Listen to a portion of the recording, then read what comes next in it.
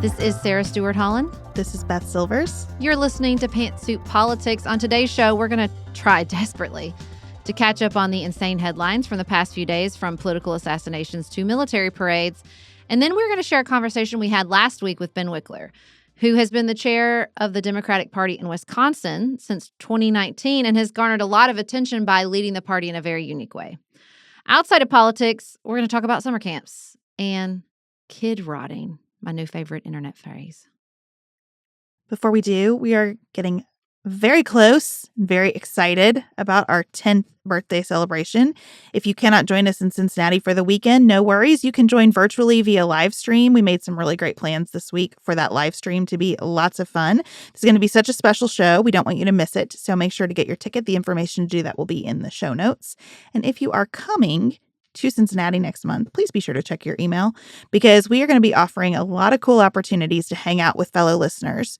Everything from giraffe feeding to private tours of museums. But you must check your email. It's going to come from Eventbrite. You should have gotten one last Friday, so do not miss it. There's also a link in the show notes if you did miss it to learn more about those activities and having dinner with people before the show. We just need you to fill out an interest form by Friday, June 27th. And we want to say thank you so much to Christy Matthews, who's been planning all of these activities. All right, we're going to start in Minnesota.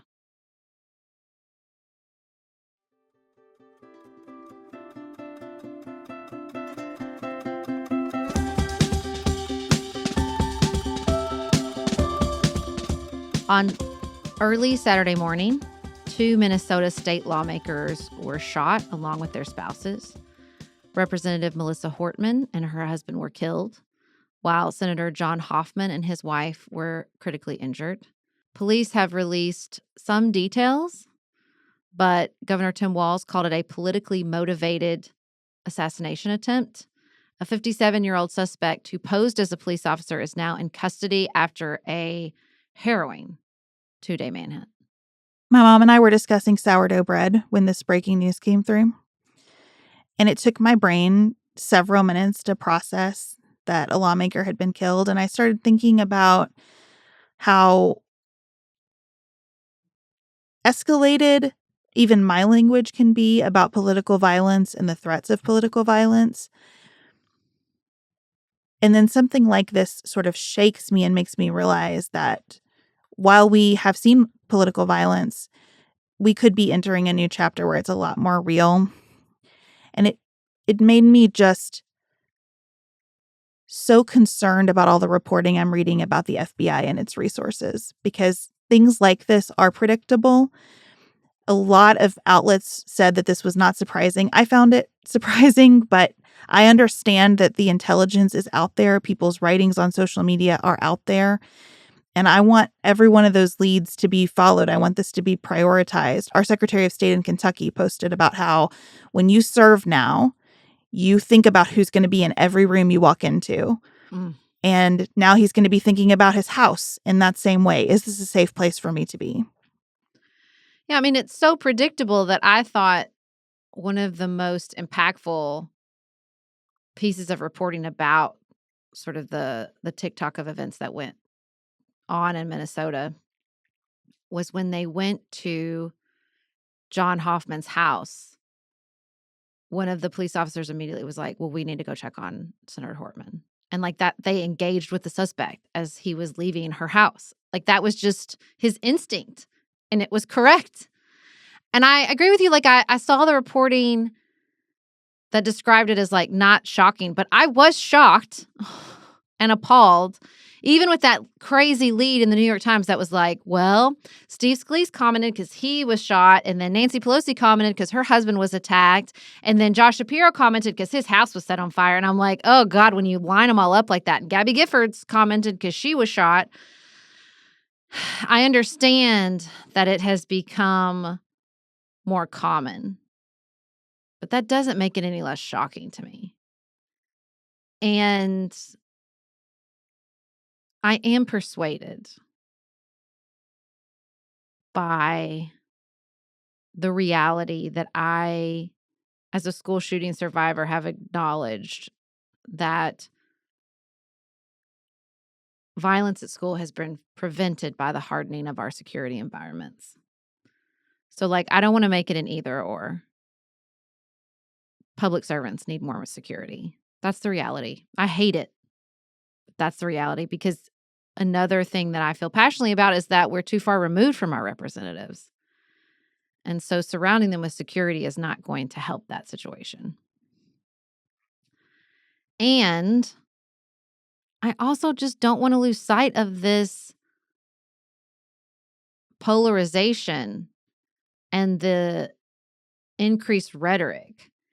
Like there's this drive to say whose side was he on? Was he a far left activist or a far right activist? And I just want to be like, but that misses the point. Whatever side you're on. I mean, everybody's TikToking up their own tally on either side. You got Steve Scalise, you got Donald Trump on one side, you got Nancy Pelosi, you got Gabby Giffords on the other, right? So we could do this tit for tat that I don't think is productive at all, because the reality is when the rhetoric accelerates, it's not about, it's like politically persuasive to people. It's that there are people who are susceptible for any number of reasons to that heightened political rhetoric. And the rest of us might be able to just blow it off when someone says they're the enemy of America or they're fascists coming for America. But other people can't. And that makes it more dangerous for everyone. And so I kind of want to hold both of those, like the pragmatic reality of their security and the more ephemeral reality of our rhetoric, side by side. When you start tracing back to Gabby Giffords, to Steve Scalise, we have been on notice for a long time that extreme words and extreme beliefs and extreme behavior don't have clear lines around them anymore. The thing that I read about this suspect that struck me as most true was a comment from his landlord that he seemed to have given up on life. Mm. And that feels like it's more at the core of anything to me than any political belief. If you've given up on life in a number of respects, then sure, something like a person's stance on abortion can occupy just an outsized portion of your mind. And I don't know how to reach people who have given up on life. And I don't know what we do about the fact that so many of those people do occupy an outsized portion of their minds with national politics in particular. But that is the call to action for me here. That even though my work is devoted to news and politics, I do not let it become an outsized portion of how I see the world and my work and worth within it. I think that's what has happened to this person. I think that's so difficult because we tell ourselves if it's important enough, then it should take up more time and energy, right? Like if it's the future of our country, or if it's women's reproductive rights, or if it's the safety of our children inside their school environment, well, what could be more important? And how do you show that something's important? You let it occupy you. You let it occupy your every thought, your every action, because your brain's telling you you're doing something by reading about it and getting angry about it. There is a part of your brain that says, good, you're paying attention. You're doing something about this. You're taking action through this attention. I've been having some real moments of empathy for the way in which my parents used to really frustrate me when I was younger by sort of their blasé response to things. And I would get so mad and I would think don't you care? You're so selfish. I mean, there's a real narrative around boomers, I think, when it comes to sort of their feeling of responsibility for the problems of the world, I guess is how I would say it. And I've just become the older I get, I'm there's just a part of me that I have a more and more of a response. I can feel the old response, which is if this was important, you'd be all in. Lock in chat. That's how you show it's important. And then there's this growing, louder voice that says, you can't do anything about that. You just can't do anything. I don't have any control, literally at all, over our next topic, the conflict between Israel and Iran. I just don't. What am I going to do about it? And I can't tell if that's like a wise response as I get older to just really release myself from the things I cannot control, or if it's apathy, as my 16-year-old tells me it is. Like, I don't know. I don't know after being in a political environment for so long that tells you action is how you care, when it's okay to say, and when it's maybe a type of action to say, pump the brakes. Don't let this consume you. Chad and I watched Mountainhead this weekend. And if you don't know what I'm talking about, it's a movie on HBO about 4 tech giants getting together and observing the impact their companies are having on the world. And there's this moment in it when one of them says to the other, they're out like in the snow exploring beautiful Utah. One says to the other, "Do you believe in other people? Like 8 billion people who are all as real as you are?" And I keep thinking about that question because I think that's what I'm puzzling through as I get older as well. I do believe in 8 billion people as real as I am. And that means that, yes, I read about this representative who gave her life to trying to do better for Minnesota families and whose children are left with this horror show and who is lost forever. We named a whole lot of people who have been subjected to political violence who are still working in politics, which I think has a desensitizing effect in some ways, even though it should have a sensitizing effect, right? It should make us even more aware and understand more. And it goes the other direction because our brains do these weird things. And so when I think about Israel and Iran, my brain does that weird thing because I believe in the reality of 8 billion people who matter as much as I do, have thoughts and feelings just like I have. It is almost paralyzing to me to think about the civilian casualties and the military ones too happening in this war that seemed to spring up out of nowhere and that also is as predictable as the sun coming up in the morning. And then at the same time, because I believe in 8 billion people as real as I am, I feel such a lack of control and so hyper aware of how even if I had the exact solution or the exact answer to any of these problems, which I do not, how impossible it would be to implement that idea. And that calls me even further into sort of my immediate surroundings where I can have some influence. So I'm puzzling through the same thing that you are. I don't want to be an apathetic person.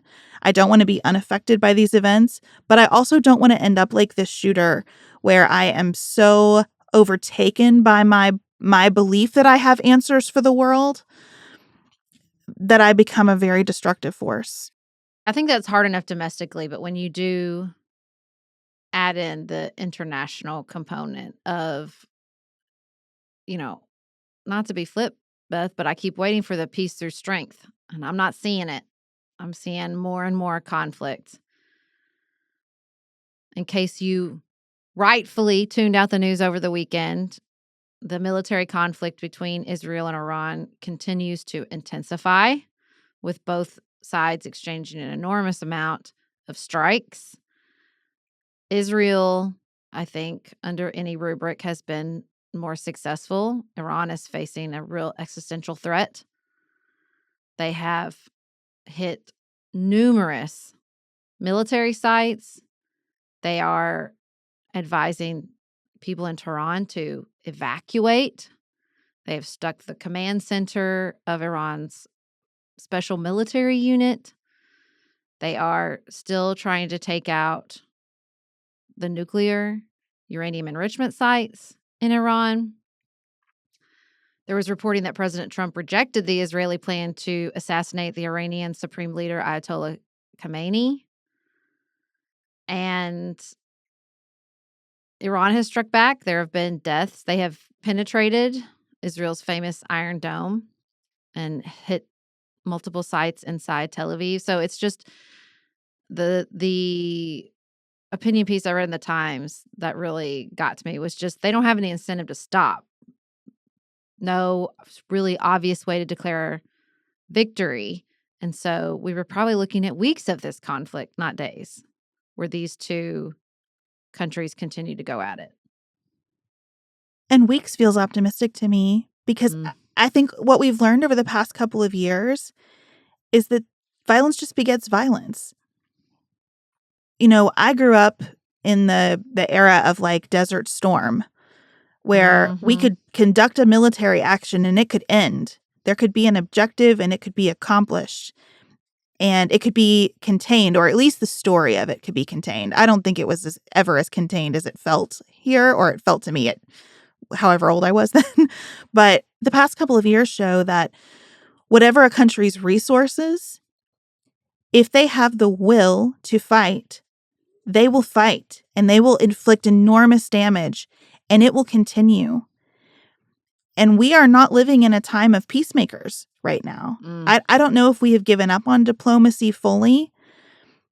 We certainly seem to have given up on diplomacy as an engagement about ideals and what kind of world we want to live in. And the diplomacy that seems to be happening right now all feels like business negotiations. And maybe that's fine. And maybe that will lead to even greater peace in the long run. But in the short run, there is incredible destruction, just incredible destruction.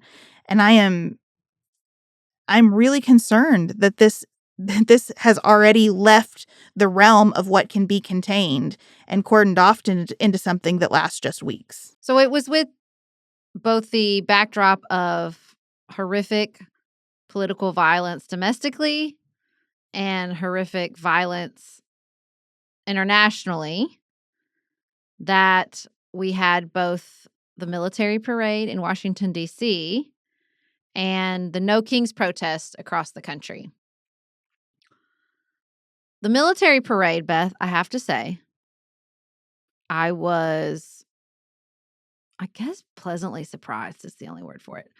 I mean, on the most basic sort of Schadenfreude level, it literally rained on his parade. Like, literally, which I thought took it down a little bit.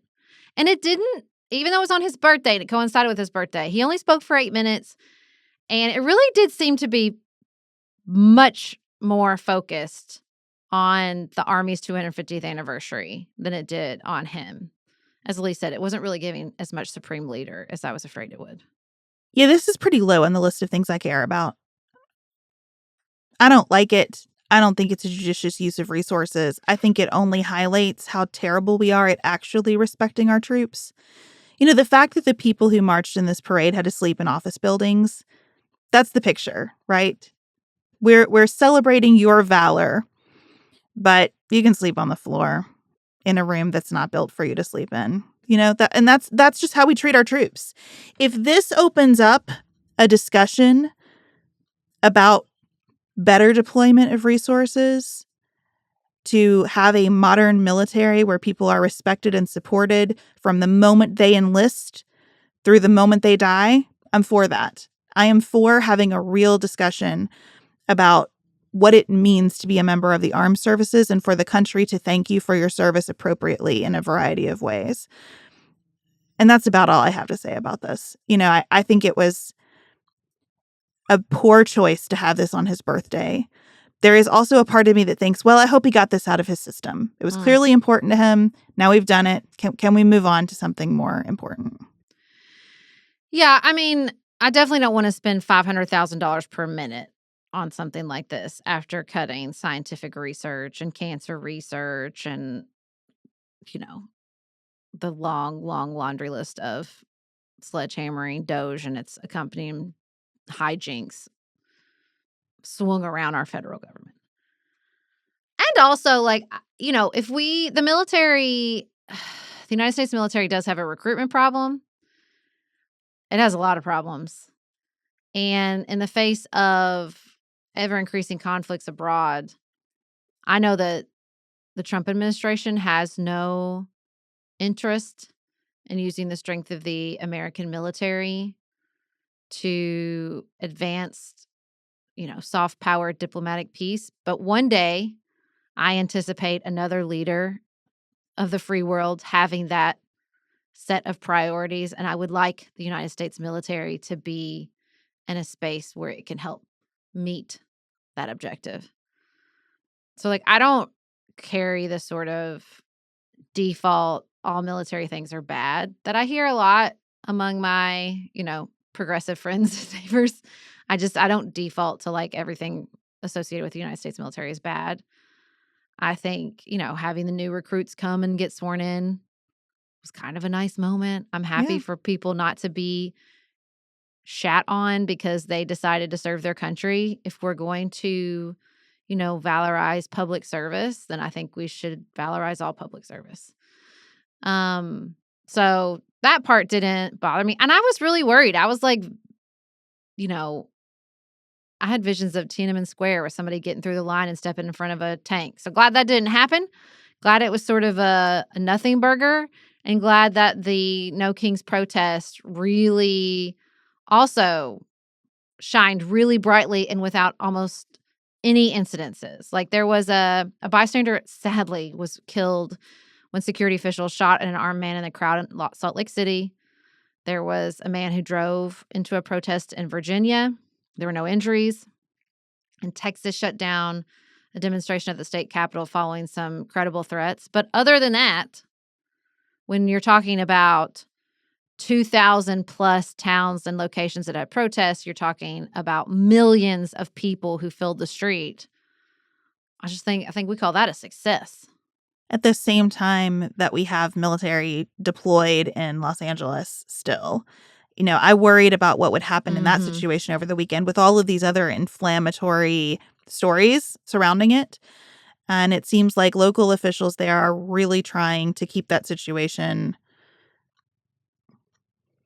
I don't even know what word to use because it's wild that there are active duty military personnel in an American city against the wishes of state and local officials there. So contain doesn't really apply, but to prevent escalation, I guess, it looks like they're really working hard to prevent escalation. And I commend everybody who is involved in preventing escalation. It's what I think about every single day right now for myself. How to be a peacemaker in the world, how to be a person who de-escalates, who brings some calm, who says, let's not do things that are irreversible, even in moments that feel like they are calling us to extreme actions. How do we maintain a sense of where we want to go in the future?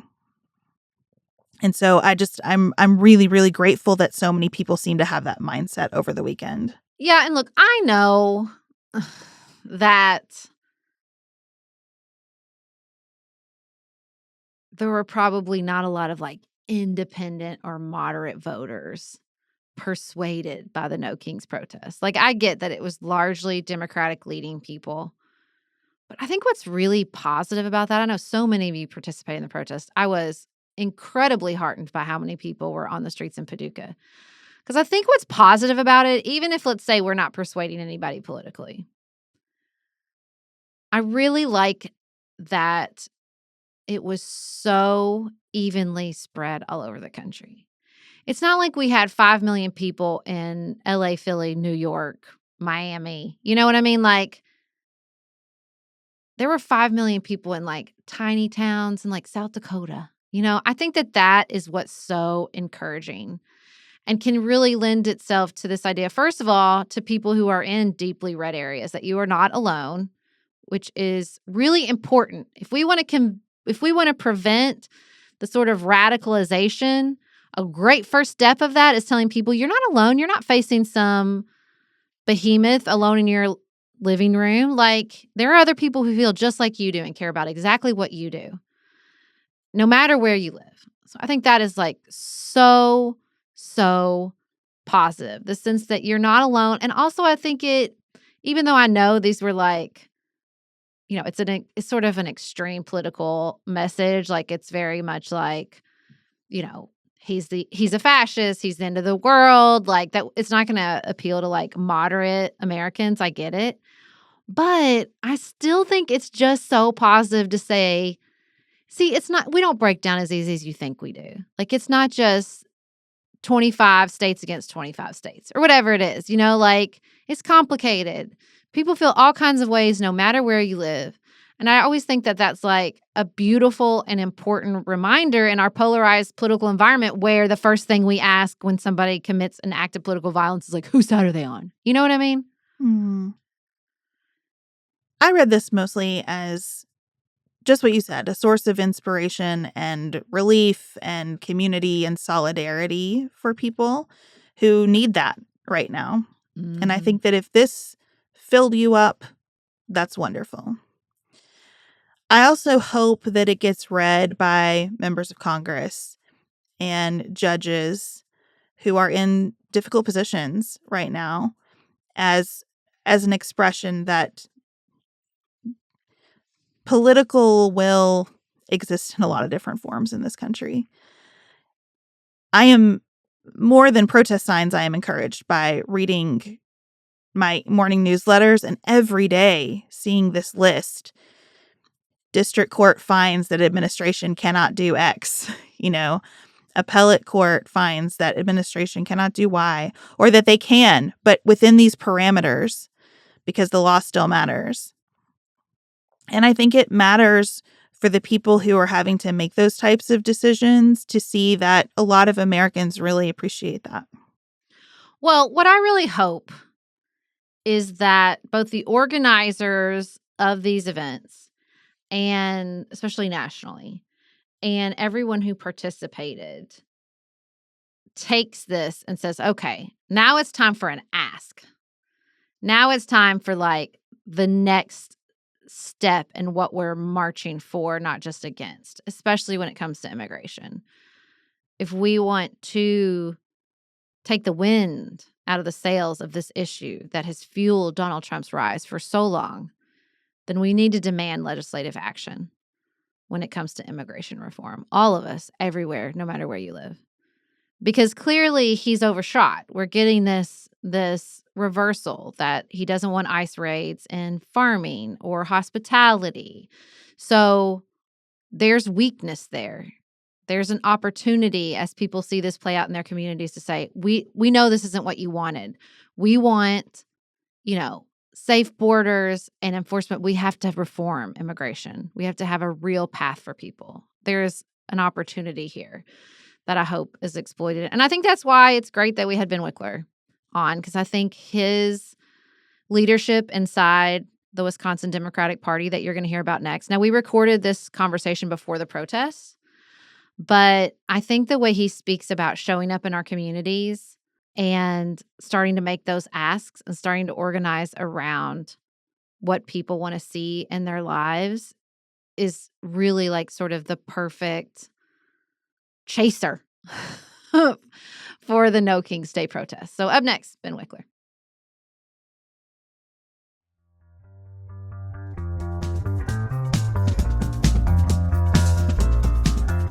Ben Wikler, welcome to Pantsuit Politics. We're so happy to have you. Great to be with you today. Thanks for having me on. So, not to be flippant, but what stage of grief are you currently in, Ben? We're in, I think, acceptance, but also a little bit of bargaining. How about you? I mean, I think I'm in fury still. I don't think it's angry. Gonna go. That's a good one. That's a good one. Yeah, anger. I'm not ready to negotiate yet. I want to fight back, and I want to. I don't want to go back to how things were because it's not like everything was fine. Before this horror was visited on us, but I want to break through and get to the other side and actually build the kind of country that everyone deserves to be able to live in. Because this is not okay. Yeah.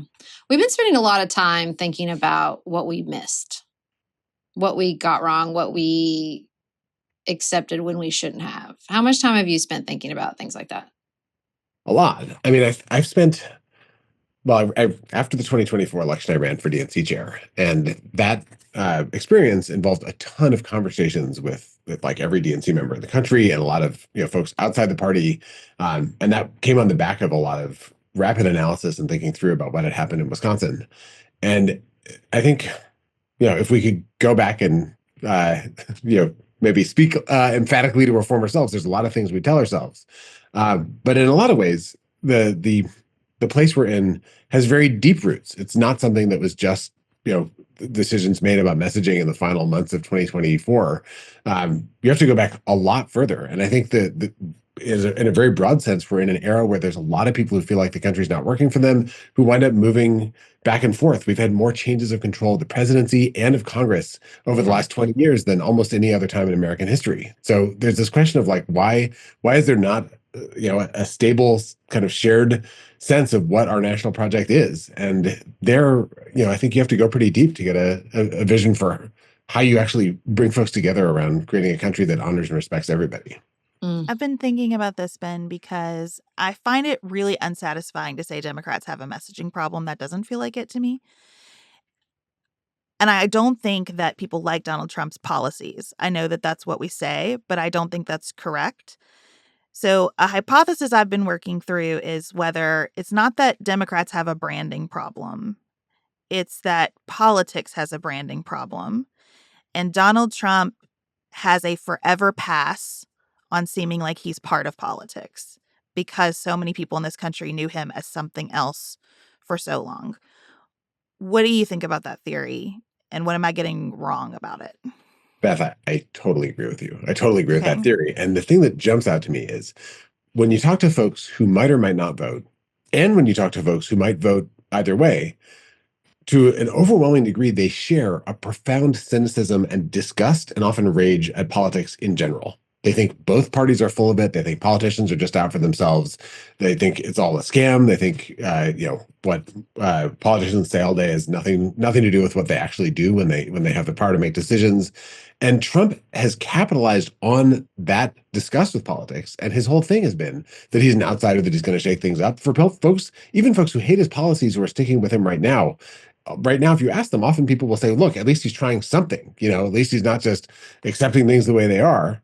And that, I think, I was thinking about this week, actually, that when Barack Obama ran for president, part of the strength of his campaign was always starting with that place of like, look, politics can be, he would tell the story about like knocking on people's doors and people saying, you seem like a nice guy, a church-going guy. What are you doing getting involved in a dirty, terrible thing like politics? And it started with recognizing that disgust that people feel. And I think often, for those of us, probably Sarah, Beth, like three of us, I'm guessing a lot of people who are tuning in right now, we start with this sense that politics can be about making the world a better place, that it can be about actually delivering for people, and that there are some people trying to use politics for ill, but there's other people trying to use politics for good. Those are not shared assumptions among a ton of people. A lot of people start from a place of like, anyone involved in politics is suspect. Why would you ever do that? And, this whole thing is a total mess. And I think unless we recognize that that's where a lot of people start, then, saying all the good things that you're going to do actually won't land, because it's just going to seem like more pie in the sky that you're trying to contend. And for, often Democrats, as you say, fall into this trap of thinking, oh, if we only described our policies a little bit differently, then people would be like, oh yeah, that is what I'm talking about. And you gotta cut through a lot more disgust than that before you're able to actually connect with people and build trust. Well, I wanted you to tell me I was wrong, Ben, because this feels like an incredibly terrible self-reinforcing problem. Because pretty much every way in which you say this is not normal about Donald Trump elevates that sense that he's not politics, and we like not politics right now. And it puts Democrats constantly in the position of saying, no, politics can be good. No, this institution can be good. No, we can be good. No, this person can be good. And I wonder, as you're thinking about the way forward, the way out of this, where do you start? Do you just pick a gifted politician and try to just convince people that that person's good and then hope that we get the sort of drag that Donald Trump gets out of it?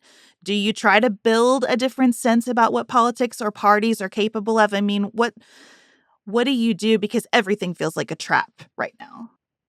I hear you. I want to put on the table at the same time that since Trump's election, Democrats have been doing phenomenally well in elections. I mean, I'm joining you from Wisconsin. This spring, we had the most expensive judicial race in American history by a mile, with at least $25 billion from Elon Musk sloshing around.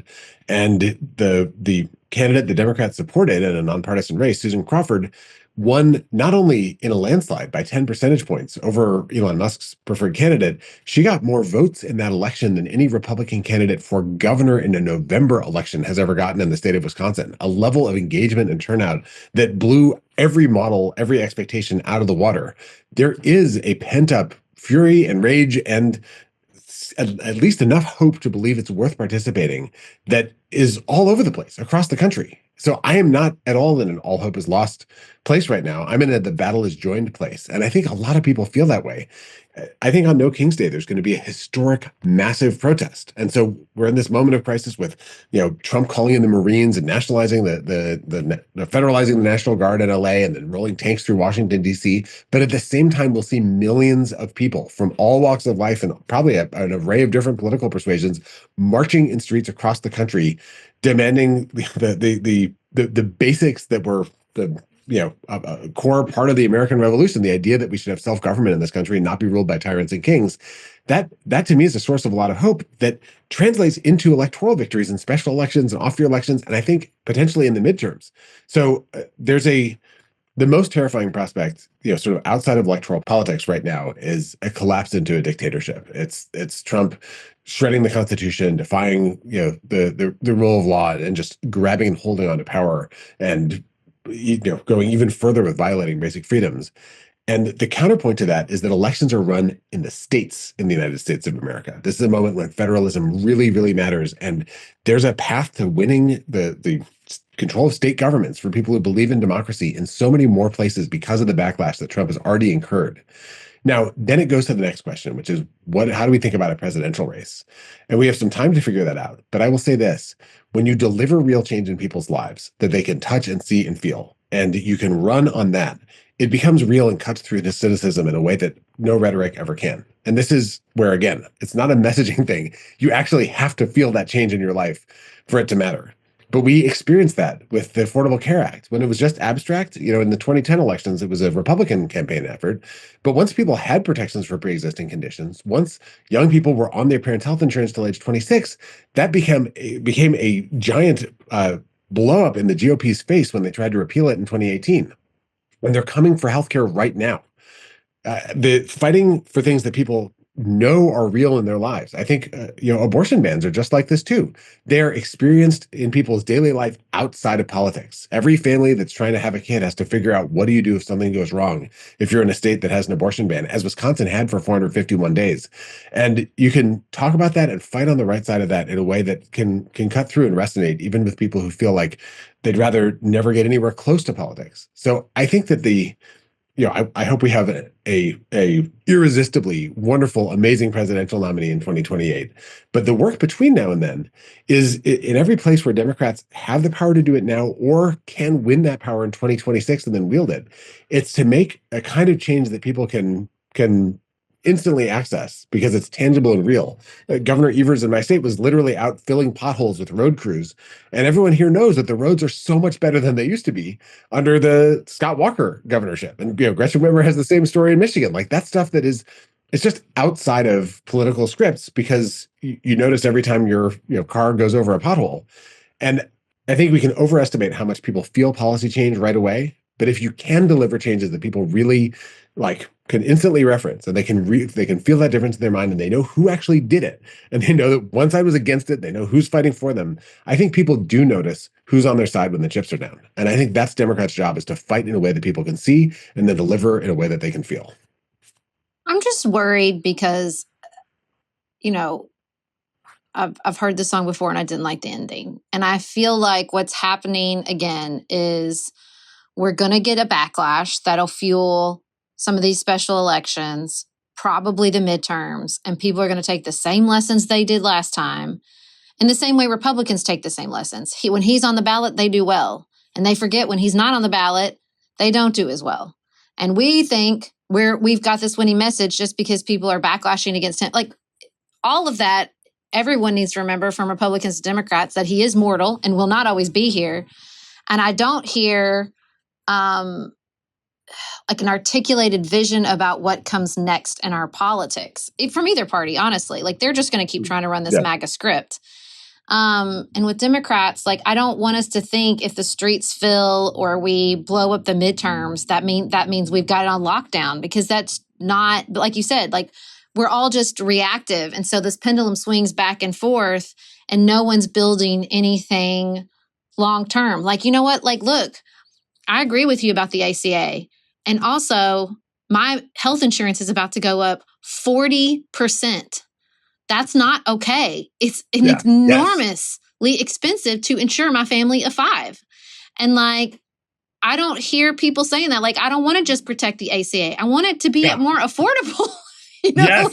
Yes, absolutely. Yes. I don't just want that. And like, the public school system is floundering. I'm not happy as a parent in the public school system, and not because I give a shit about what books are in the library. I have some real concerns about that. I have massive concerns about what's going to happen to my kids in entry-level jobs when they get out of college because of AI. And it's like, because he defines so much in this like crisis, we're always in this crisis mode. And it's either like protecting the status quo, which people aren't happy with. Yeah. Because he's such a, chainsaw. Like, we can't, I just feel like we can't catch our breath and articulate something. And yeah, it works in the short term and it's a crisis. And like in your special election, when you can be like, do you want to protect yourself against Elon Musk? People go, yeah, right now. But like, what about long term? What about this like long-term articulated vision? And I'm an information person. Look, cover me up. But when I start to think about, okay, politics, okay, then under the flowchart of politics, people who pay attention and people who don't. Yep. And then under that, the parties. And then under that, it's not just the parties. It's like the elected leaders, the influencers, the party faithful, the like maybe party loyalists, but not party active. Like, and then I just start to think about all these constituencies all under the umbrella of either the Democratic Party or politics generally in America. And my brain starts to melt a little bit. And I can't think, how are we going to articulate a long-term vision of all these different constituencies, especially since we don't even have a centralized media environment at all? Nobody's watching MSNBC anymore. What do we do? Help. I'm drowning. Okay. A lot. There's a lot there. And I think all of us feel that way, right? This is whether or not you believe in politics, I think there's a generalized sense of crisis. And it is both what's happening, in our lives economically with healthcare prices, which are singularly infuriating. And, I think prescription drug prices are the like thing that blows my mind whenever like filling your prescription should never be a cause of stress in a country that, is essentially decides what the drug prices should be. But insurance premiums and copays when you go to the doctor, and so much with healthcare and so much with life in general and housing and childcare and like schools, and there's so like there's so much right to be done. I also think doing anything can like generate tremendous positive like feelings of momentum and action. And I think that at the level of kind of each of us as American citizens and people who just live in this country, finding a way that we can join with other people to do something that means something and does something can turn that feeling of paralysis into a feeling of like, okay, like we're doing something, we can build on this. And that's where I think that's part of the power of like great protests or great rallies, like is you realize you're not alone. You realize there are people in this together. There's people of goodwill. I think that winning something like is very different from losing everything. In Wisconsin, the mood changed after we won the Supreme Court race. There's this sense of like, all right, let's think about what the next fight is. And for most of the country has not had that experience since 2024. It's still in this feeling of like nothing's working. But I'm telling you, here in Wisconsin, the closest state in the country, we can feel like there is some stuff that can work and is going to work. And the Supreme Court, is going to make rulings on the 1849 abortion ban that we had. And there's just a handful of legislative districts. If we win those, then we can, like the governor right now is in this giant negotiation over school funding and university and childcare. And if we win the majorities in the legislature in 2026, we're going to have breakthroughs on those things. And that's going to really affect every family, families like yours and mine. Also have 3 kids, very, very much relate to how much that is. It is a lot. So part of it is like, finding the good that you can build on just to get through the day. I think the second thing though is I really think that the public's attention follows fights. It follows conflict. That when there's 2 sides of something and a battle, a David versus Goliath story, or whatever the I don't know, the Andor, the Empire versus Star Wars metaphor. Yeah, whatever it is. That's where attention goes. And in a world where it's not like 3 channels that everybody watches, essentially what you need is big battles that people become invested in and watch, that show up in a million podcasts and a million, streaming things on every social media platform and all the TV stations. That's happening right now in LA. This is a battle that Trump chose. He provoked the protests by, causing immigration raids at a Home Depot, and now he's sending in the troops, and he thinks that this is helpful for him. My guess is that it's actually terrible for Trump and Republicans politically, because most people do not want to see that kind of chaos in their streets. And this is really fueled by Trump. We've seen this movie before too. But I think for Democrats and for anyone who believes in democracy, you have to find where there's a battle line where most of the country will be with us, where we're standing for things that are fundamental beliefs that we share. I think that healthcare is a really good example of this, ripping away healthcare from people. I think the giving away multi-trillion-dollar tax cuts to the super rich is another thing that the vast majority of Americans oppose. Even many, Republican voters oppose. It's something that they're doing because this is always their con. But the bigger you can make those fights, the more people can actually build memories that have emotion, actually have energy in them about, who's on whose side and what it can look like. So part of how we cut through is by like trying to drive every iota of energy and focus and theater we can into battles that illustrate what our fundamental values are and what the Trump and Republicans values are. The other piece about articulating the vision for the future, I think it's worth a lot of people doing a lot of thinking. I think ultimately the presidential nominee is the person who's going to have the giant Yeah. megaphone to be able to cut through and lay it out. And that's so we want to every election in a sense is a test case for that person, and hopefully whoever that person is drawing from learning from every election. So anyone running in state level elections in 26 or for Senate and House, like if you go back, often the big issues in presidential elections were really big issues in the midterms beforehand. Um, 2006, corruption was this giant issue, the culture of Yeah. corruption, and Democrats ran against that. And then Barack Obama ran as a reformer, and he'd made a whole bunch of changes to try to clean up politics. And that was a big part. When people think about him, he was scandal free after this long series of terrible scandals that racked the GOP. So I do think that there's going to be a whole bunch of people trying different stuff out. But I agree with you. Ultimately, it can't just be about a backlash against the GOP. To me, it has to be part one, a real vision for what we're going to do. But part two, I really do think people need to experience that vision is fulfilled to be able to build trust and go forward. I think that with the Biden administration, they did a ton of great stuff, but all that stuff is still in process right now. People are not experiencing it in their lives. And so there's not this sort of sense of like, oh, we voted for Biden and now, factories are opening up and, this like, renaissance of all these things. Like some of those things are happening in economic statistics, but it's not like everywhere you go, people are like, Bidenomics worked for me. It's a Well, lot of and stuff you that know what was. I think to the health insurance issue, you know, I think the perception is that Democrats look out for groups of people and not all Americans. And so I think, even though I agree with it, of course, I don't want Medicare cut or Medicaid cut, or taken away from people. But I think people hear that and they say, see, they're not worried about how much me as a middle class American is paying for health insurance. They're just worried about, the people who get help from the government not continuing to get those benefits. That's what I'm concerned about. I feel like the fights that I agree with, I don't have any beef with the policy or the policy fight we're having about that or about even like the tax cuts. But I still don't feel like, they're like, you're mad you're giving tax cuts to the billionaires, but you're also not talking about advocating for tax cuts for me. You know what I'm saying? Like there's Yeah, never no, this I totally hear that. all encompassing for all Americans sort of policy approach from Democrats. At least that's not the perception. I think it's not the perception. I had a Uber driver right before the election in 24 I was like, so what do you think about the election? He was like, well, Republicans look out for the rich, Democrats care about the poor, but what about the middle class? And I was like, can I text you a video of a Kamala Harris speech? Because she talks about the middle class all the time. But it was like he had this like feeling that that's just not where Democrats were.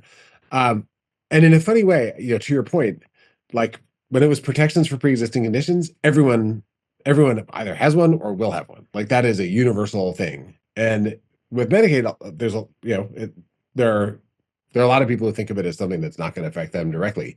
Although I have to say, in polling right now, people really don't want it to be cut. But it doesn't have the same elemental force for people that have been on it. The feeling of direct threat to themselves and their own safety. Um, yeah, I think this is right, and I think that it might be, honestly, it might be that AI becomes a central thing like this. Yeah.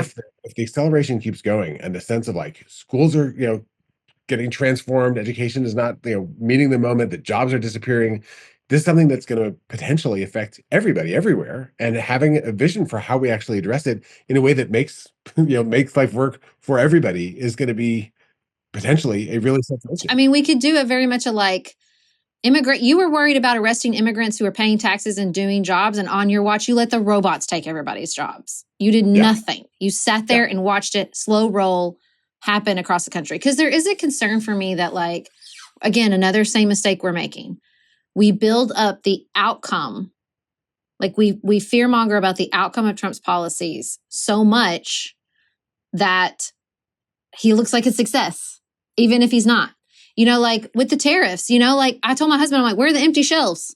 I thought we were going to have empty shelves in April or then definitely May. And now it's June. I have not experienced any empty shelves. I don't like these policies. I think they're bad.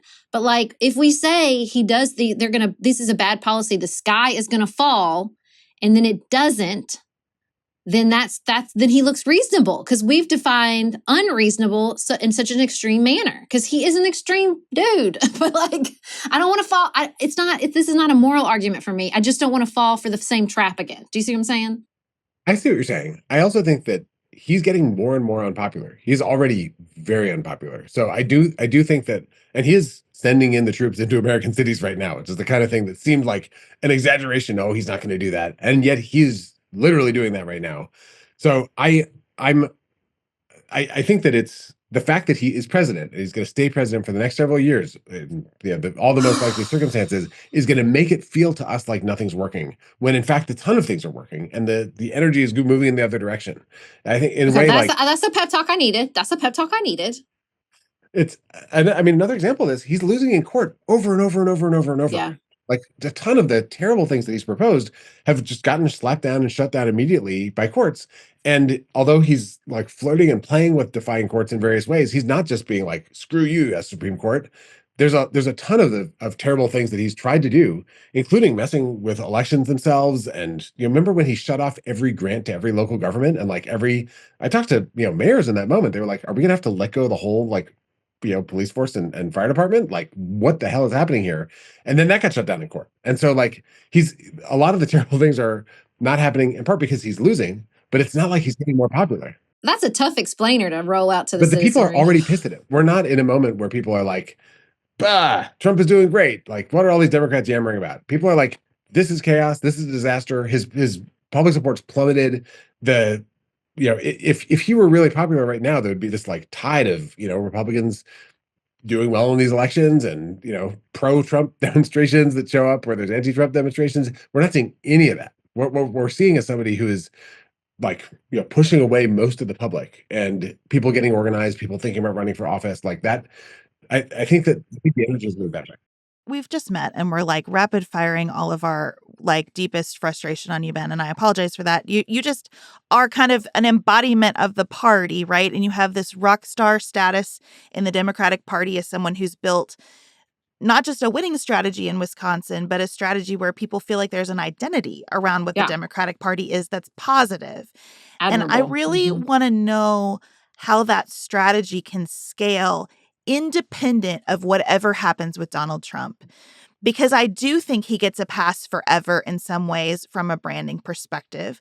And I do think he he unspools so much chaos that the way things land around him is always going to be too complex of a story for most people to follow. So if we never talked about him again, from my lips to God's ears, what would be the focus of the Democratic Party that you think is really effective? I'll give you kind of a launch into this by saying I'm a registered Republican right now because I live in a county in Kentucky where I would not get to vote in the vast majority of elections that affect my daily life if I were a registered Democrat. I tried it for a couple cycles. I hated showing up to vote and not even having a box to check. Like, no one even fielded for those local offices. And I feel like in a lot of our post-election conversations, we all kind of reasonably conclude the 2028 nominee is going to do a lot of this definition. But I also hear you saying, and I agree with you, that proving out the governance case between now and then is essential to that person having some runway. And so I'm wondering, lessons from Wisconsin under Ben Wikler's leadership, like what should be happening nationwide in counties like mine? Yeah. So in a sense, I think the thing that we have made progress on doing here, and there's still a ton to do, that I think can be built everywhere, is to try to shift the idea of Democrats from them somewhere far away to us, some of us here in our community. Mm, And that starts with, we have a year-round organizing program that works in every county, in every zip code in our state to organize year-round. So we are showing, we recruit candidates for your local offices all over the state and work with people running for school board and town board from our state party, working with the county parties. We have we fund offices and work with county parties to make sure there's volunteers to show up on main streets all over Wisconsin, in small towns as well as in cities and suburbs. We do door-to-door canvassing in the off year, like right now between elections. We go out to talk to people who have not been in our model as people who voted Democrat, just to start conversations with, like, what matters the most to you right now? What are you thinking about? And just build relationships. And we always find some people that have had enough of what they've been experiencing. Then we go back to them, and it's people from their own communities. We call it neighbor to neighbor organizing, where we have neighborhood teams in neighborhoods all over the state, hundreds of these teams that take responsibility for their own area, and they go back over and over. And the most important conversations in my mind are actually when you're not asking for a vote. You're just asking to understand what somebody cares about. mm. We work with folks to go on local radio and write columns in their local weekly newspapers that are mostly coupons, in their area. We make sure there's like people marching in parades and having uh, booths at the county fair and at the Farm Tech Days Expo. Like we just show up over and over and over. And this is across geography. It's across race and ethnicity. It is a big tent party that tries to be present as part of the fabric of communities and the life of all the different parts of the state.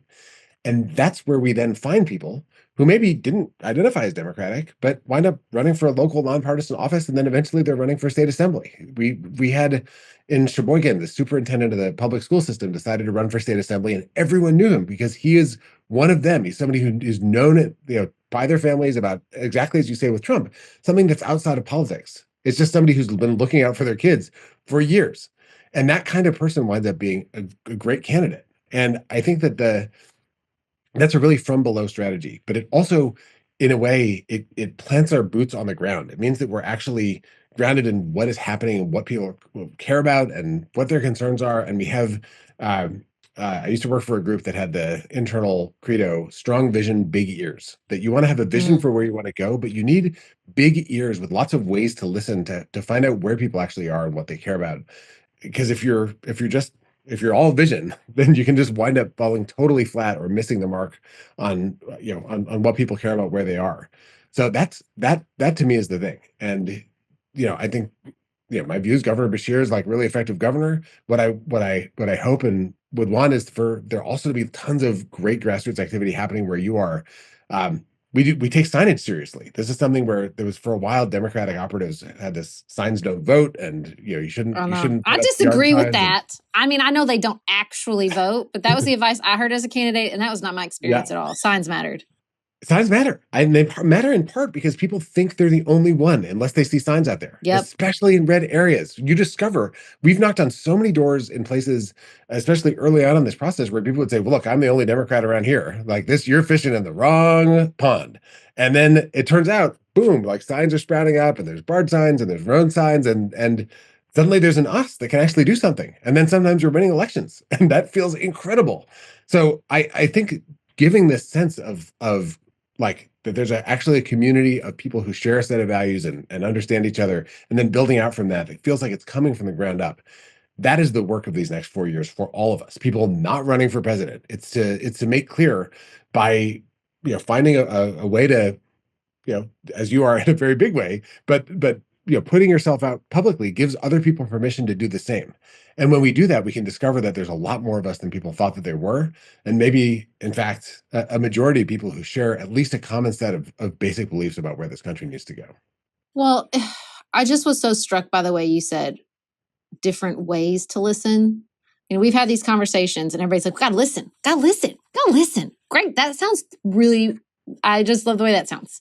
What does that mean? And so the way you said like ways to listen, you have to show up in all these different places to me is so important. And I have the same experience I know you do, which is I'm a very public facing Democrat. So I know all the people who say, I can't say it. It's not me. It's just me. Like, I'm like, it's not just you. I'm like a lightning rod. I meet everybody. Like, there's so many of us out there. And Yeah. when you said that, I thought, well, yeah, of course. So the best way to impact what people think of Democrats is to personalize the Democrat in their life, right? That's how you do any real long-term impactful work. It's what happened with LGBTQ rights, is that it wasn't some floaty argument. It was the person in your life saying, I'm gay and I want these rights and I want to be able to be in the hospital room when my loved one is dying or whatever. You know what I mean? And like, that's what matters. It can't just be a podcast or a marketing campaign or even a candidate. It has to be the people in their lives who they're a good person. I know they're a good person and they vote this way. Yes. That I'm just giant Sharpie underline under everything you just said. So, what does it mean to be a Democrat right now? I think, well, for me, being a Democrat means two fundamental things. One of them is the belief that this country should work for working people. You shouldn't have to be wealthy to be able to make it in this country. I think that is an essential core value for this party. And the other is the belief that every person deserves dignity and respect, and that every person should have the kind of basic freedoms and rights that should be everyone in the world's birthright. That is, I think, the kind of core sacred value of the Democratic Party.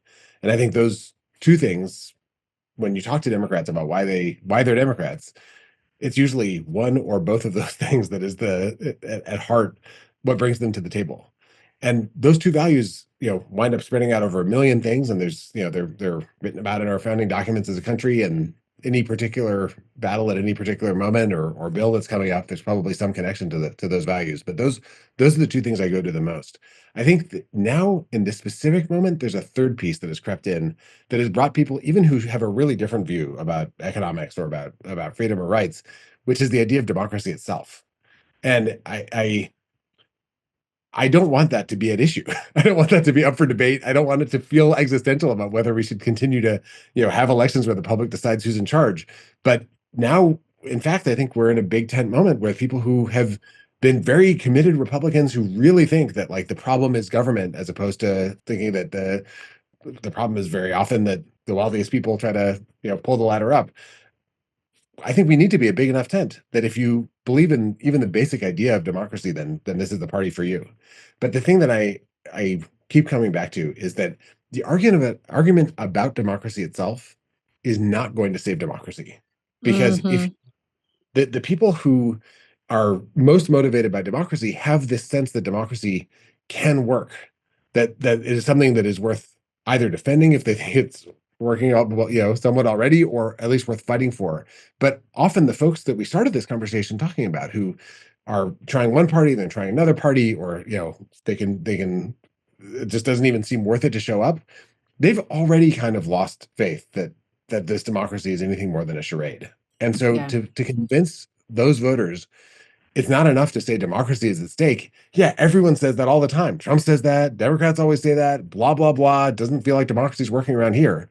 I think to make the argument to those folks, it has to actually go more to their own lived experience in their lives. And that's honestly where the first piece about being able to afford to see a doctor when you're sick, or put a roof over your head, or know that your kids will be able to find a job, ideally when they finish high school, if they decide not to go to college, or be able to afford to go to college if that's what they want to do. Like those things that are universal economic concerns for the vast majority of Americans live those questions every day. I think that those are honestly the things that allow us to expand the tent to people who've otherwise would rather not ever think about politics, because they know how it's actually going to hit them in their day-to-day life. I ask you that most fundamental question because I'm curious, as a party chair, how you have dealt with forest and the trees situation. I believe in intra-party fighting. I think it's important for people to really hash out policy. I think specifics matter. I understand that both parties, I mean, two parties is not enough for this great big country of ours unless you have a lot of factions within the parties battling out about their different visions. As a party chair, though, like really trying to engage people who have not read abundance and are not part of the abundance discourse, right? Like how do you deal with the forest and the trees and getting across where the first thing people hear about Democrats is we want you to be able to have a great life without being rich in this country. How do you hammer home fundamentally this is what you need to know about us? The Yeah. details are important, but the details are for people who have time for the details, and that's their job. For you, this is what you need to know. I mean, I think a core part of leadership is to try to keep the main thing the main thing. Yeah. And but this is my end of my third term as chair. So each term as chair, I do a lot of like laying out what are the core things that we're trying to do over these next 2 years, and what is the big picture that these fit into.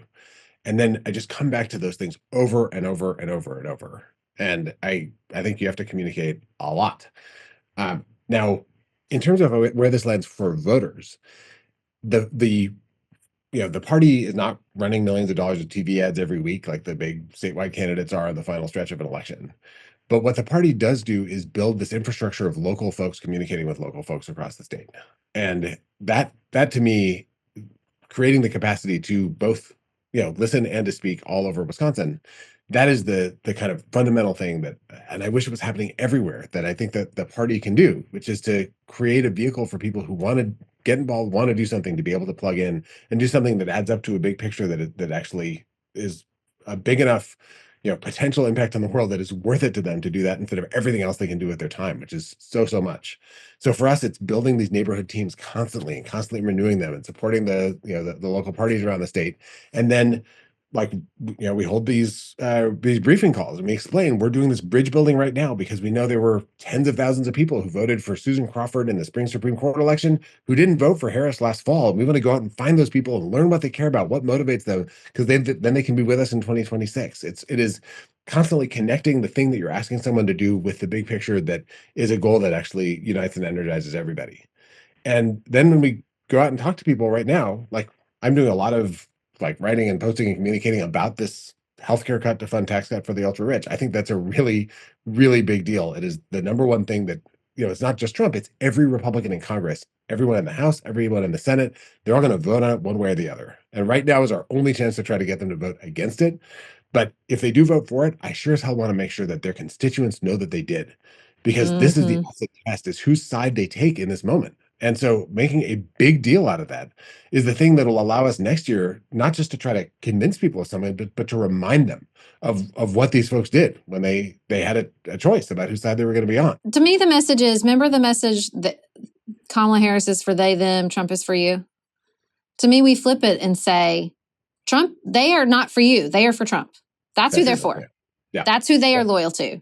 Anyone who pays 30 seconds of attention to the news should be able to connect the dots that they are loyal to Trump and Trump is loyal to Trump. That's it. Yes.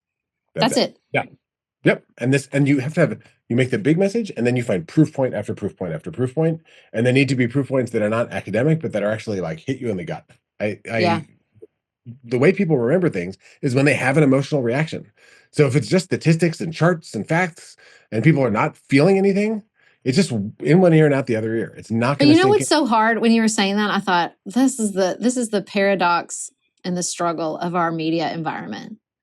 Is because of people's short attention span, you have to communicate the same thing over and over and over again, which is hard because we also exist inside that immediate environment and have short attention spans. So if you're the person that has to say it over and over and over and over again, it feels exhausting and it feels like, how could I possibly need to repeat this again? But again, because our attention spans are also a part of this ecosystem. But that's the paradox of this moment in media we live in. It is. I remember going to a training where they were like, you say your message, you say it again, you say it again, you say it again, you say it again. if you're like, a candidate or leading an organization, your staff is like mouthing it with the words, every word you say, because they've heard it so many times. And just when you start to think, no one could possibly not have heard me say this so many times that they're sick of it, at that moment, people who are not paying attention may start to pick up what you're saying. The number of times you have to repeat, and I'm a parent, so I experience this with my kids. The number of times I have to tell Mac to unload the dishwasher before leaving for school, there's no limit to the number of times that is a helpful thing for me to do. But it is so much like that in life and communication. I do think it is actually helpful to find slightly different ways to say things and different ways to illustrate the same point. And I remember talking with someone who does ad testing last year before the election, and the person said that in studies, when people watch an ad, the first 10 times, even 20 times, it still has an additional impact each time you see it. Once you get to 25, 30 times, it's like there's no additional impact. But you can say the exact same thing with a different ad. You can tell a different story about healthcare cuts or about abortion bans or whatever it might be. And that has an extra impact. So driving home the same like underlying message about your core values, that we're the party that honors work and they're the ones who only want to reward the wealthy, like the message that you're trying to hit, finding a bunch of different ways that like drive that home and then running with those. Or if there's like a particular storyteller, different ways of telling that person's story, like all of that does add up to something that people actually remember and run with. And for different people, different moments are going to stick in their heads. But that's the core message discipline, is like bringing everything back to something that is underlying until it seems like obvious that everybody knows it. And if you think about Trump, that guy will repeat the same phrase so many times. We all know build the wall. Like he said that in a bazillion rallies. He loves saying, and he'd call and response, which is, by the way, a great way of teaching people stuff, is if they say it themselves. But like that, like take a page. That is something that he's a master of. And I think as a lot of Democrats, our brains skitter around to the next thing that we want to talk about, or the latest outrage, or, didn't we do that already? No, bring it back to basics. Like that, that's just part of the art of politics in this moment. I just want to ask you one last question then, because I think you're right about this repetition situation. I think a built-in advantage that Trump has in his repeating is that he doesn't care enough about anything for it to be super serious. There's always a joke available to him. Yes. And there's always a little bit of fun and lightness. It's mean, but the people who enjoy him get some enjoyment from all of that. And it's tough when the message you are hammering home is people are going to die if they lose their health care. Women are going to die if they don't have access to abortion. I mean, a lot of Democratic messaging, especially because it has to be relatively defensive when you're in the minority party, is so serious. And again, it kind of plays into the worst caricatures people have about what Democrats are and represent. So I wonder, to end on like a positive, because I appreciate all the ways that you're offering like a path forward. What is something that you think Democrats could run on where they get to have fun with it, where there can be a laugh at the end of the commercial? And not just, Kamala Harris had a lot of joy in her message, and I loved that, but something that's genuinely like a little bit of a wink and a little bit of humor attached to it, not so self-serious. So the good news is the vast majority of comedians and comedy writers are Democrats. Which is wild. Like a lot of them don't consider themselves political comedians, but that's just where they are. And like I've gotten to work with a bunch of them. My own background, I grew up in Madison, which is the birthplace of The Onion. So growing up, I read The Onion all the time, and then I wound up starting underground satirical student newspapers in middle school and high school, and eventually got to write for The Onion. I wrote for them for a while, and I like got to, I have another life that went in that direction. But it is like, put in jokes. Don't be afraid of humor. I think that's really important. And there's so much to make fun of about Republicans and about the policies of the right and Trump himself without being totally hacky. And I think a lot of Democrats get in this mode of being like, they're at one level afraid to offend anyone, but at another level just afraid that if they misfire even slightly, just they're going to screw everything up. And I actually think it's a really good practice for Democrats to like let our hair down a little bit. Look, not everybody wants to join a crusade. Some people just want to join a party. You know what I'm saying? Absolutely. Yes. Yeah. And Democrats, we like, I think we actually have a lot more fun, and I think we should allow ourselves to show that and let that infect our politics. I think that, like, Yeah. it is, if you make a joke and it doesn't land perfectly, but then you keep coming back and you actually show that you believe in something. I think there's a lot to say. And I mean, even on some of the most intense topics, I think it's worth pointing out that Republicans think that life begins at conception and ends at birth, because there's a lot to say about Republican policies and all this stuff. So I'm enthusiastically support your underlying note of bringing humor and comedy back to politics. Something that my favorite moment as the chair of the Democratic Party of Wisconsin was in 2020. We had a fundraiser Zoom event with the original cast of The Princess Bride, and Oh, so we had the fun. cast of Princess Bride come together, and like Whoopi Goldberg came in and subbed in for a character. Billy Crystal was on, and like Mandy Patinkin, all these amazing people. Josh Gad, who played um, the snowman in Frozen, he came in and played the Andre the Giant character, and he's one of the funniest comedians Yeah, that he I've ever is. seen.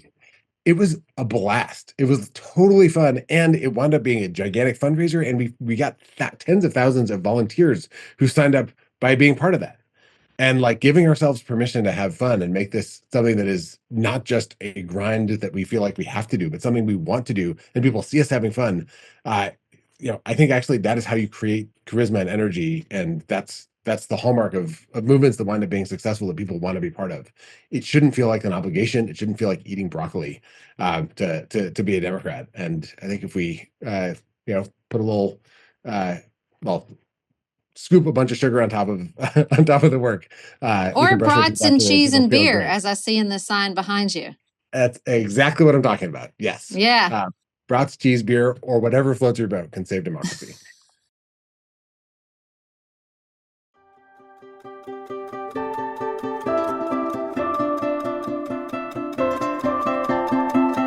Thank you to Ben Wikler. Really, really appreciate him coming and having that conversation with us. We hope you enjoyed it. Now we're in the throes of summer. Beth today, one Felix Robert Holland, is home with me. He is binge watching Alvin and the Chipmunk movies, I think interspersed with Batman. He wants to watch all the Batman movies, which are no way, shape, or form age appropriate. And then he had Cinnamon Toast Crunch for lunch. So I'm feeling good.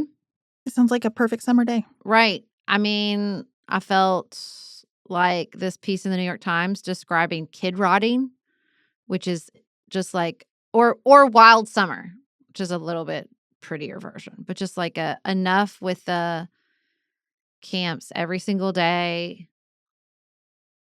We're also reaching an important milestone camp-wise because Griffin is at a symphony camp, and I told him this would be his last camp. He's like, "I'm 16. Stop signing me up for camps."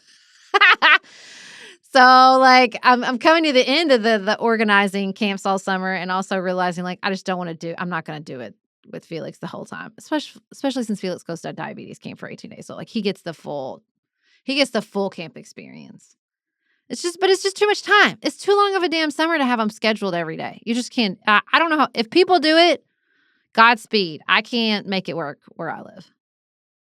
Well, it's time consuming, it's expensive. It feels like you are an administrator for your children. Like I often feel like the executive assistant to Jane and Ellen, especially around summer activities.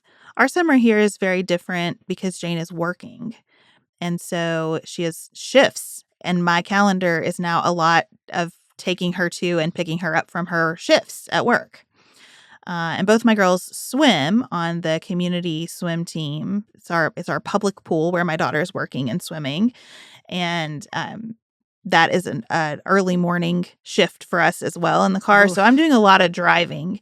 Now, I did just pick Jane up. She was just at church camp out of town last week, and Ellen went this morning for her week at church camp. But that's really it for true summer camps. Ellen did a day camp, a drama camp, but the month of July is going to be wilder here. It's just going to be a lot of driving them to the pool for work and swim. And then Ellen really does have wild summer. Like, she really does run around the neighborhood with friends all day, and I often don't know where she is or what she's had for lunch or if she's had lunch at all. So I think maybe we have been doing that longer than it's been cool here. Could they ride their bikes to the pool? I'm about to set mine free on their bikes and be like, don't come home. No, the pool where Jane works is a good 5 miles from our house. It's a haul on a road that would not be safe for her to go on a bike, but they do bike around the neighborhood and it's a big neighborhood. Like they have a pretty big radius now where they can roam, and my little one really does. Well, that's the problem. I mean, even if Felix, like so many of the kids in our neighborhood are at camps. So like he'll go see so-and-so home, but they're not home. They're at a camp. But yeah, I mean, it's just gotten so expensive. I mean, diabetes camp is enormously expensive for lots of obvious reasons. And so we're talking to them about doing some like fundraising. We're like, you need some skin in the game. Amos sold some of his artwork and paid for his art camp, which was freaking awesome, let me tell you. And he really loved it. I imagine he'll do that one again. But they kind of complain. Now, once they pass over into like counselor, so Griffin and Amos go to Camp Ernst, which is near you, a YMCA camp near you. And it was so funny. Like once they get to like where they're actually working at camp, they enjoy it more than just being campers. Like That makes perfect sense to me. Griffin loves it. Yeah. He got to be E-team last year where he like literally did dishes all day. And he was like, it's the best. I want to go back. And Amos was a camper for 2 weeks and he moaned and complained about it. I'm like, this is so confusing to me. No, I get it. Jane loves to have a role. She loves her job. She absolutely loves her job. She comes home talking about measuring people to see if they're tall enough for the water slides and counting her drawer and making sure the cash is right. And just every little bit of that responsibility, she's like, put it in my veins. And it's great. And I'm so surprised. We did not tell her she needed to get a job. We didn't encourage this. She just heard her friends were working at the pool and decided she was going to work at the pool too. And my mom was saying to me while she was here this weekend, maybe I should have pushed you to have a job like this. And I said, maybe, but this kind of job was not available where we lived, where they hire 20 or 30 high school kids to all work together in a setting where they are training them. I mean, it is the city pool. So they are thinking about this as like teaching young people how to have a job. Her orientation was a lot of just, here's how you clock in and out. If you're not busy, look around and see what needs to be done. It's such a great experience that I could not have programmed for her. She found this for herself, and the skills that she's acquiring from it and the fun she's having kind of trying on being a grown-up are so great. Yeah, I mean, Nicholas is a huge proponent of a summer job, and that's what he did for like 10 years. He was a lifeguard at his community pool. I could never have a summer job because I went to see my dad in the summer. My parents were divorced, and so I spent every summer in California. And so, but he's like totally convinced me that that's the way to do it. So Griffin's so excited about getting paid as a counselor this year. Like he's just psyched. I do think it's really something they need, and that's important. And it is hard because it's like, I really don't want them on screens, but also I definitely spent a lot of summers just watching TV all day. I watched Adventures in Babysitting, Ghostbusters 2, and Don't Tell Mom the Babysitter's Dead on a loop in my dad's babysitter's daughter's room on Betamax. It's like one of my like core summer memories. So, whatever. I went upstairs and he was watching YouTube and I was like, I'm going to take the remote away. You have to watch TV. Like no That's YouTube. right. You have to watch TV. Good old-fashioned television. That's what I tell Ellen all the time, too. I really don't care if she watches TV because it has a beginning and a middle and an end. Mm-hmm. And that's all I'm looking for now. Just watch something that has a story. Don't watch somebody else playing a game or unboxing something. No. Or just something that just goes on and on and on with no storyline. As long as there's a storyline, I'm cool. That's why I'm like, okay, whatever. Batman's probably not age appropriate, but I don't even care. At least it's not YouTube. There's some good in Batman. Talk about things that we watched over and over. My Aunt Liz knew that I loved watching the 60s Batman sitcom with my dad. And so one year for Christmas, she spent the whole year taping on a VHS tape the Batman sitcoms as they came up on Nickelodeon or wherever they were replaying them. And she gave them to me and I wore those out. I watched those episodes a million times over. And that's what I did this summer. I didn't have a neighborhood. I couldn't ride my bike somewhere. Yeah. I wasn't going to camp every week. I was watching Batman, playing school in my room. I went to church camp a couple of times, but what I really wanted for my kids is for them to have that experience of starting as a camper at a really young age, going every single year, knowing the language of the camp and becoming the counselor. But like even that, like Camp Orange is a week. You have to come get them in the weekend. Like it's not this like it doesn't take up the whole summer. Even if you send your kids for 2 weeks, 3 weeks, like the summer is too long. We have to. This is bad. I wish instead of I don't know, getting all up in people's businesses like what books are on the library at school, they would solve an actual problem for parents, like this stupid thing we do where we're like, here's your kids for 3 months. Godspeed people who work full time. Yeah, I do think a lot about how lucky I am that I have the flexibility to run Jane to her job and pick her up. And what would this look like if I had a job where I had to be at a place at a time and stay there the whole time until my shift was over? I feel really, really lucky that I can do this because it is hard. And with 2 of them both having conflicting appointments, like there are times when Chad and I are both running the girls, and it's hard. Yeah. It's tough. And it is way easier for us than for so many people. So I agree with you. I really want the school calendar I want to take a hard look and have some conversation about what it looks like to give people periods of rest, but for those periods to actually be rest, instead of just a new form of difficulty. We can't wait to hear about your summer. Are you letting your kids rot? Tell us all about it. Thank you for joining us for another episode. Thank you so much to Ben for joining us. Don't forget to check out the show notes for the link to get virtual tickets to our live show celebrating our 10th birthday, or to sign up for some really cool activities with other listeners that are happening the morning before the show. Can't wait to see you there. And until Friday, keep it nuanced, y'all.